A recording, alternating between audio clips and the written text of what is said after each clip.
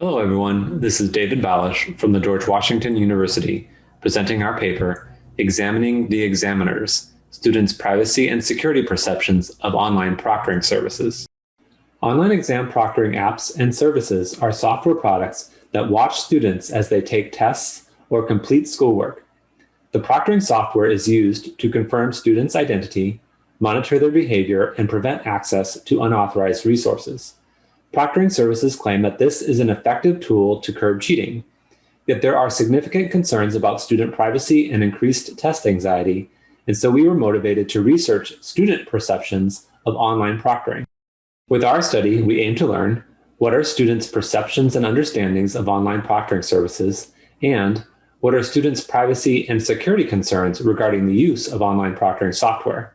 Our study consists of two parts: an initial investigation where we performed inductive coding on user reviews and analyzed exam proctoring extensions and privacy policies. This investigation helped us develop a student survey where we asked students about their comfort with specific exam monitoring methods, if it is still possible to cheat, and their concerns regarding sharing information and installing the proctoring software. We will now look at some key student-reported results. Proctoring services provide many types of monitoring. Among the student-reported monitoring types, the most prevalent are the lockdown browser, followed by webcam, screen, and microphone recording. Participant 64 felt monitoring was stressful and shared, "I feared that any little movement or sound may trigger the system and flag me for cheating." Common response themes included concerns about personal privacy, a discomfort with being watched, increased test anxiety, and decreased performance. When students reported on the necessity of individual monitoring types, most stated that the lockdown browser and webcam were necessary. In contrast, students did not find web history monitoring, keyboard restrictions, or eye and mouse movement tracking to be necessary. When students reported their level of comfort with individual monitoring types, most stated that they were comfortable with the lockdown browser. But a majority of students were uncomfortable with webcam and microphone recording, web history monitoring, and eye movement tracking. It should be noted that webcam and microphone recording were among the most prevalent monitoring types reported by students, and web history monitoring and eye movement tracking were among those rated least necessary. Online exam proctoring is perceived as a deterrent to cheating. However, 60% of students agreed it would still be possible to cheat during an online proctored exam.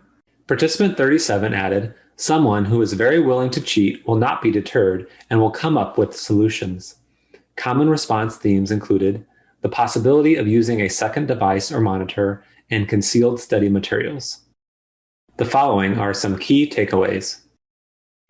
Our results suggest that students understand the challenges faced by their educational institutions during the rapid transition to remote learning, as shown by the 41% of student respondents who reported that online exam proctoring was a reasonable trade-off between personal privacy and exam integrity.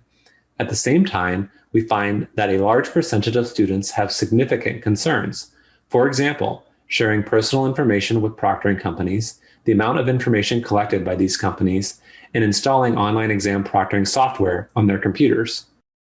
Throughout our qualitative findings are statements from students of a transfer of trust between institutions who license and faculty who support the exam proctoring software and the software itself. Institutional support for third-party proctoring software conveys credibility and makes the exam proctoring software appear safer and less potentially problematic, because students assume that institutions have done proper vetting of both the software and the methods employed by the proctoring services. When students' options are limited to taking an online proctored exam or failing the course, it is a clear indication of an institutional power dynamic. 97% of students indicated they were required to take an online proctored exam.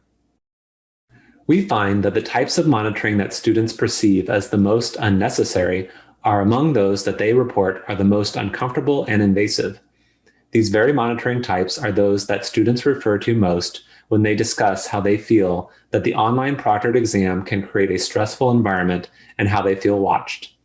Our work suggests that even though technologically advanced proctoring techniques are available, it does not mean that they are either necessary to curb cheating or sensitive to students' personal privacy. Thank you.